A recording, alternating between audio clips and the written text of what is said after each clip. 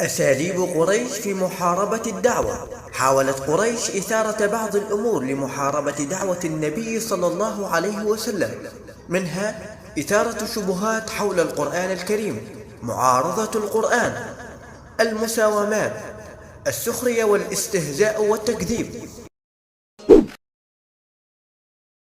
تعذيب قريش للصحابة الذين أسلموا.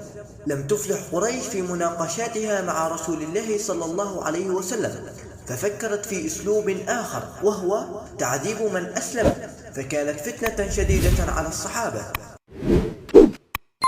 حمى الله رسوله صلى الله عليه وسلم بعمه أبي طالب. أشد من عذب من الصحابة على الإطلاق هو خباب بن الأرت. اعتاق أبي بكر الصديق العبيد من المسلمين. قام أبو بكر الصديق بعمل جليل وهو شراء العبيد من الصحابة واعتاقهم، منهم بلال بن رباح وعامر بن فهيرة رضي الله عنهما.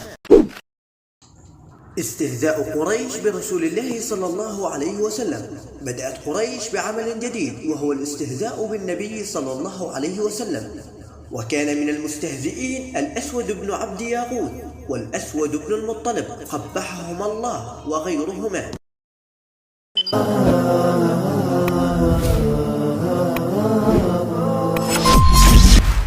صفحات من التاريخ.